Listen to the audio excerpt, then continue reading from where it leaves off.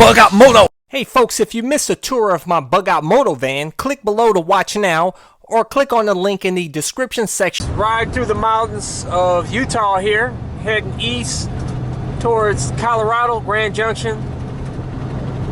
I'm going to be heading out, going through the mountains of Colorado, hitting up some ghost towns, hopefully. I'm going to ride my bike maybe to some four-wheel drive areas to get to a ghost town. That would be sweet. I don't know Utah that well. That's why I really don't feel the need to, I don't really want to, ride out here because I don't know it. But I know Colorado. I've been all through Colorado, and I used to live out there for 8 years, and I love it out there. But it's beautiful driving through Utah, and I made some stops and talked to some people. Man, the people are really nice in Utah. Awesome people, man. On some hippies out here, my style, man. I'm more of the hippie type, But I'll tell you guys, in this video, I wanted to talk about, might as well go ahead and knock off a bug out vlog here. I want to talk about the pros and cons of all the different bug out vehicles, RVs or whatnot that's available. And the reason why I chose this Chevy Express van to make an RV out of it, a stealth RV out of it. You have your basics. You got your Class A, your Class B, and Class C RVs. Then, the B plus RVs, which the B RVs are the vans, the camper vans. Class A's are the great big motorhomes. They look like single wides on wheels. And you got the Class C's, of course, is on the truck chassis. Like the van chassis or a truck chassis. And then you have the pickup plus the truck camper, which I highly considered. And then of course you have the travel trailer and the fifth wheel, and I'm sure I'm leaving out some other type of bug out vehicle as well. I guess like the pop-up camper types.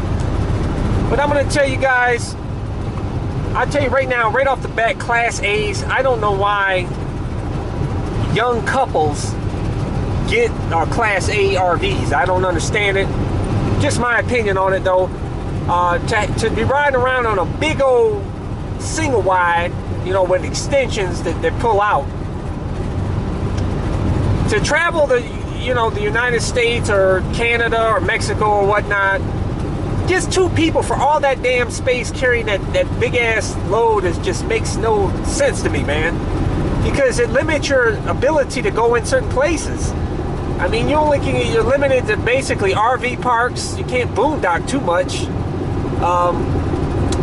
You can't go into, you're delegated to the back of parking lots if you're lucky, if it's empty.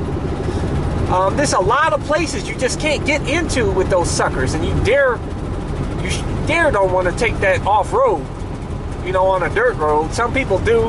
I wouldn't want to. I mean, and also the safety aspect of those as well as, although most people, they're fairly safe because most people don't crash in them.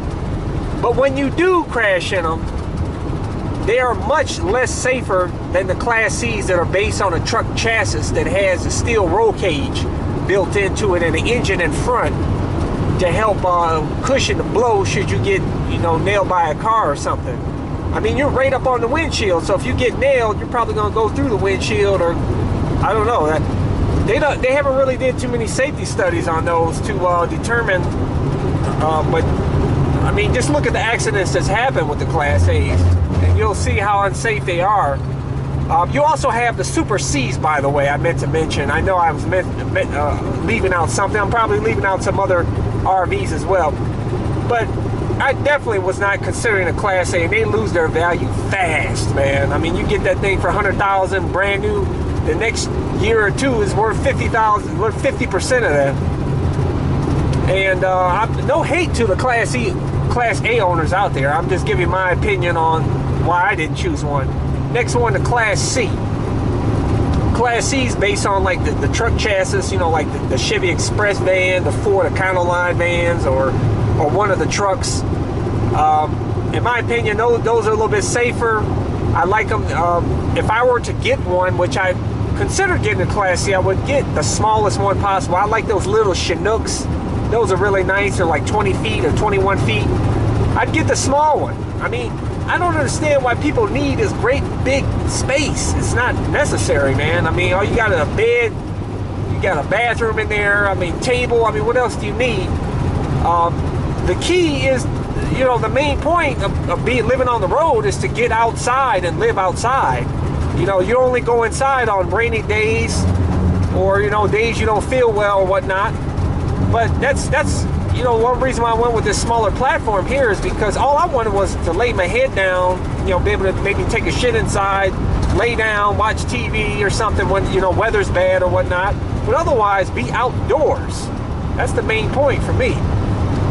But Class C's, you're limited to where you can go. Again, I mean, you back of the parking lots most of the time, unless it's like the small one, like the Chinook, which you can go into regular spots in parking lots.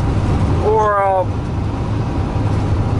so if for me, Class C would be definitely the smaller one. Now the Class Bs are the camper vans. Of course, I would consider those, but they're very expensive. The smaller you go with RVs, the more expensive they get. And the Bs and B pluses are very, very expensive. They hold their value better than Class A's, I'll tell you that, and Class C's. The Class B's, the camper vans, I mean, you're giving up comfort for its compact size. You know, the C's and the A's, those you're going to be able to walk around. You know, you get this. It's almost like you're driving around in your home. The B plus is going to be more cramped. But in my opinion, like I said, it's about just having a place to lay your head. You know, maybe eating a meal or whatnot. As opposed to just having this great big house you're carrying around, which you're spending a ton of money on gas and limit your places to go or whatnot. The Class B can go pretty much anywhere. You can park in any space. They're basically just the extended vans that they turned into an RV, professionally turned into an RV. Which at one point I did consider, but like I said, they're very expensive. I mean, old ones are even expensive if they're in good shape. I mean, the old ones are out there. Some of them are selling like $20,000, $30,000, like a 90s Class B van. $20,000 and $30,000, $40,000, even $50,000. I mean, they hold their value well. And what's great about Class Bs is that you can pretty much get them serviced anywhere, any small town America shop, depending on how heavy it is. Some shops may not accept it because it's maybe too heavy. But they generally can get, you know, parts for it because it's based on the Chevy or Ford vans.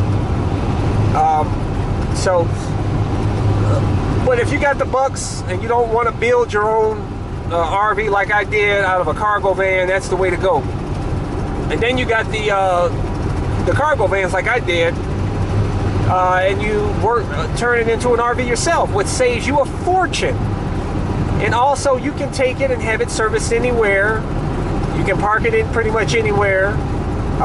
With the low, in my opinion, it's better for me. In my opinion, it's better to go with the low roof height because I can go into McDonald's drive-thrus. It has a 9-foot limit. I can go underground parking. I can go anywhere. I can do anything, and I don't need to stand up in a small space. I mean, those. Even the high roof cargo vans, I mean, they're not that much space for, I mean, you're not going to be pacing around back and forth. I mean, in my opinion, it's unnecessary, you know. And if you get the bed rug flooring like I have, it has a thick rubber mat on the bottom of of a speaker carpet type of material on top, so you can actually walk around on your knees in comfort, and it's very durable. It's resistant to spills, gasoline spills, bleach. It's even tear resistant, which is excellent for my motorcycle van setup. And I mean, literally, you don't have to. I walk around on my knees and I'm fully upright. I'm 6'1", so it's not an issue for me. And then when I want to stand up, go outside, just go outside, you know, or I stretch on my bed or whatever. It's not a big deal for me. I'm able to do everything in my van. I'm able to take a shit, sleep, watch TV, I eat, I cook dinner sitting. With my setup, I have a fold-up bed that allows me to bring my motorcycle, which is sitting right here, my WR250R, and I can camp out in my van with my motorcycle. I'm actually living right now. I'm on the road in this adventure trip, living in the van with this motorcycle and this cover that I have, which is called a cycle sack, which if you want to get that out, if I can remember, I'll put the link in the description and comment section of the video. But I put charcoal filters in the vents, and I put a gas cap that seals the gas tank so I don't have any motorcycle smell in here at all. And of course I had 2 vents in the roof. But yeah, with my setup, I sit on the bed and I cook my dinner. I wash up at the sink, my whole body, I wash up at the sink. If you want to see the full review on this van, I'm not going to go into the details in this video. This is just a basic overview. I'll include a link to the my Bug Out Van 2.0 review that I just did. It tells pretty much all points of this van, which took me basically 2 summers to do. I completed it in 1 summer, but I made it better the 2nd summer. But yeah, this is a better, in my opinion, this will save you a fortune, and you're basically getting a Class B van for cheap, but you're doing the work yourself. And I only spent total for this van about $11,000, including the cost of the van. Try getting a Class B for that. That won't even put a down payment on a Class B. They won't even look at you coming in the door with $11,000. Mine's paid for. I got no car payments. My van drives nice. As you see here, I bought it in excellent condition, well maintained. It came off a 10-year lease. In my opinion, I recommend going with the Chevy Express van over the Ford Econolines, which the Ford Econolines are all right, but they're just not as reliable as a Chevy, in my opinion. The engine and tranny on the Chevy Express van with the 3500, the 6-liter V8, the biggest engine they have for this, or at least I think that's the biggest engine for the 3500, can get 500,000 miles out of the tranny and engine if maintained well. So, I mean, my van's got, I bought it with like 152,000 miles or something like that. But like I said, a 1 owner, 10-year lease, it was well maintained. And this van drives smooth, man. It drives like it's new. This is the 2nd summer that I'm taking my trip. Last summer I did 3,000 miles, no problems. I mean, these vans are built commercial tough. So they're built to take a beating and last a long time. But obviously my recommendation definitely for bug out vehicle is the cargo van, because not only is it going to be cheaper to build your own Class B, but it's also stealth. So like my van, I can go park in a Sears parking lot with the rest of the cargo vans and sleep overnight, and they would know the difference. I just had to leave before they came in. I go in hotels all the time in the parking lots. Nobody bothers me. I've never ever gotten bothered by the police at one, but I've only pretty much slept overnight at either rest stops or mostly at hotels, because I like hotels, big chain hotels with a lot of cars in the parking lot, because you slip in there, nobody pays attention, and they're not checking license plates or nothing, and it's quiet at night in hotels because everybody's checked in and there's hardly nobody moves in the parking lot. I sleep like a baby, so that's free overnight, parking right there, no problems. And I don't have to deal with a gray water tank, a black water tank with this setup. I put I shit in a portable toilet, put kitty litter, which gets rid of the smell, and then in a garbage bag, and then I wrap it up and I throw it in the garbage at the next stop, the next day, or wherever, or that night or whatever. When I go to a gas station or whatnot, I just throw it in the garbage. Some of you guys say, oh, that's a health hazard. It's not a health hazard. What about babies, mothers that change babies' diapers, shitty diapers, and they throw it in the garbage? Shit is shit, or pet shit, animal shit. They tell you, pick it up, throw it in the garbage. And I have kitty litter with mine. If I was stopped, all I have to say it was just animals, shit, and kitty litter.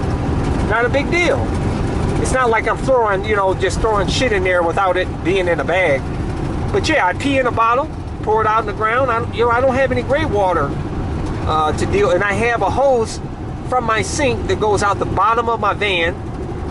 But I only use biodegradable soap, and it's only soap and water comes out of there. I do not wash dishes in there. I did at first, but I don't anymore because the hose is small and it can clog up easy if you do that. But even though I have a strainer, but I don't do that anymore. Now I just I'll clean a pan and I'll just pour it into a garbage bag. Or if I brush my teeth, I brush into a garbage bag. But yeah, I only do wash my face with soap and water in the sink. Biodegradable soap, so it's not harming the environment at all. But I don't have to carry these extra tanks and all that shit, you know. And then people have problems with those tanks, you know. You got to clean them out every now and then. Some of them get stopped up, those black water tanks. And you know, you got to unload the tank. You got to pay to unload the tanks and all that. It's just a pain in the ass, you know. Even if I owned a Class C, I would get a composting toilet, or I would just use a compact. I would just shit in a bag in a toilet in the Class C. I wouldn't deal with no black water tank shit. But that's just me. You know, older couples, they may not want to go through all that. They just want to go through the, you know, if they have the money, just deal with the tanks. And they, you know, like I said, for young couples, to me, it makes no sense to get the great big RV. But that's just my opinion. If you're young, you should be out and having fun outside. I can understand older people wanting more, you know, like feel at home, and because they stay in more and less outdoors. So it's understand. Like I said, it's all. There's no perfect RV for anybody. You know, it's excuse me, should I say there's no perfect RV for everybody. Everybody has their own preferences, but also what's great about Class Bs is they get the best fuel efficiency. I get about on the highway, I get about 16, 17 miles per gallon. Overall average, I get total 15 miles per gallon. As where a Class A, it's lucky if it gets 6 or 7 miles per gallon. So that, you know, it's just, in my opinion, there's so many more benefits to going small. And like I said, even with the low van roof height is even better. Like I said, the tall van, I wouldn't mess with the Mercedes Sprinter. I actually considered that in the past. But the tall vans get beat, you know, rocked by the wind. You go through Kansas, you understand what I'm saying. And also Mercedes Sprinters, you can almost guarantee the transmission is going to have problems at some point. You're probably not going to make it to 100,000 without having transmission problems. Now I know there's viewer that's going to say they had more than 100,000 off a transmission. Hey, you probably took care of it well, but I know a lot of people that had transmission problems with those. Mercedes are they're high maintenance, much more expensive than these Chevy vans to maintain. And like I said, the tall roof height is going to limit some of the places you can go. You can't do underground parking. You're not going to be able to go into some of the drive-thrus, fast food, because the roof height is too tall. So,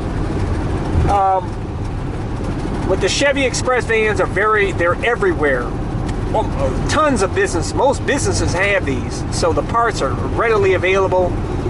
And in my opinion, it's just this is the best. The Chevy Express van is the best platform to work off of for a bug-out vehicle.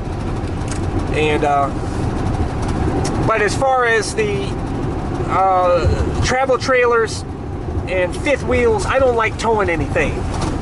I hate towing stuff. You got to deal with possible jackknifing, you know, where you turn and then the trailer turns the other way and it could cause an accident, cause problems. The wind. I towed you know, I had a Lexus SC400 back in the day, and I towed it from Florida in a U-Haul from Florida to Colorado. And man, the tire blew on it. Shit, we almost, you know, it caused the U-Haul to sway, and I didn't even know the tire blew until somebody pulled up next to me and told me it blew. I mean, we could have ended up having an accident because of that. But it's a pain in the ass to tow stuff, and then when you got to back up, it's hard to back up right. I mean, I hate towing things, and the travel trailers, most of them, a lot of them are built very cheaply. I mean, they're just like sticks and wood, you know, just they deteriorate very fast. That's why they're so cheap. I mean, they lose their value fast. Fifth wheels are better. They're easier to maneuver. But then in your pickup truck, you're taking away space from the bed of your pickup truck, because you got to put that fifth wheel, you got to attach, the attachment point has to be there. So, and then as far as the truck campers, which I highly considered at one point, the advantage of that is that you can go off-road with if you have a 4x4 truck. So you can camp off-road and go anywhere, which is awesome. It's a very expensive setup. Truck campers are very expensive, and a lot of them are made very cheaply, and you're going to lose fuel efficiency with that sticking up off of the the truck. They do have ones that collapse, but the problem with that, those are not good in colder weather, because you can't insulate those, because you're lifting the top up and then you're putting it down. And also, truck campers is very limited space, and you have to get a great big 1-ton truck,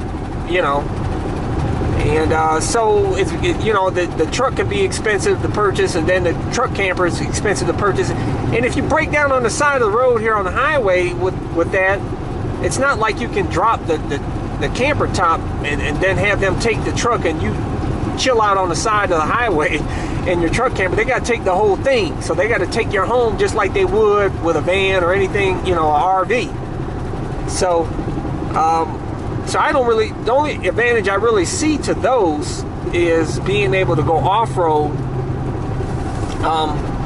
And also, though, if you're at a camp spot, you can drop it, take it off the bed, and then you have a vehicle to go around town in, which is nice. That's nice, and a benefit to have that. But with my setup, my motorcycle van setup, I just roll my motorcycle out and I go riding around town. And this is an emergency vehicle. If I got, I had to pull over here and I had to get gas or something, I roll this out the back and go get some gas. I have a container. And I have a dog sack, because I bring my dog with me on my trips, and I carry on the front of my front chest. And we can both bug out on my WR250R if there's an emergency. So you just have to weigh the pros and cons of everything. There's no perfect setup for everybody. You're going to give and take on what, I'm giving up comfort with this setup. Even though I'm comfortable, I like this setup. It's comfortable for me. But obviously it's not as comfortable as a Class C or Class A or B+, which B+ is basically a Class C. I don't know, and the Super Cs, by the way, are just like between a Class A and C, but it's based on a truck chassis. They're too big, in my opinion, man. I mean, just Class A, C, B+, Super C, should I say. I meant to say Super C is the one that's between an A and a C, and it's based on a truck chassis. It's going to be safer, but it's too much for me. I don't know, man. I can, like I said, for older people, I can understand. But hey, that's all I have for you in this video. I just want to talk about the pros and cons of different bug-out vehicles, why I chose this bug-out vehicle. I love it, and this trip is absolutely awesome. I can't wait to roll my bike out again. I rolled my motorcycle out in Yellowstone and drove around there, did some videos. Fantastic, had fun. But hey guys, if you want to see more of my videos, go to my website, cyclecruiser.com. Click on the menu tab, My Videos. I have all my playlists are there. If you click on My Videos, you'll see all my playlists, and one of the playlists is Bug Out Van videos, and those are all of my build videos and my trip videos.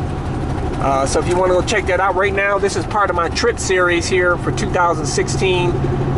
My adventure road trip series here, and my Bug Out Moto van. So if you haven't seen the previous videos, go check that out. And that's all I have for you guys. If you want to get links, stuff to all the stuff that I use to build my van and different items I have in here, you can go to my website, cyclecruiser.com, and click on My Van Stuff.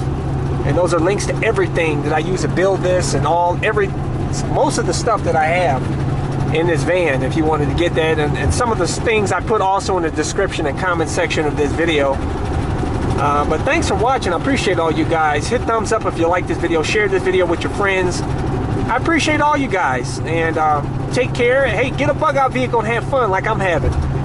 Until next time, we'll catch you guys later. Don't forget to subscribe to my all-in-one motorcycle channel over at youtube.com/cyclecruiser, and also like me at Facebook. Catch you guys later.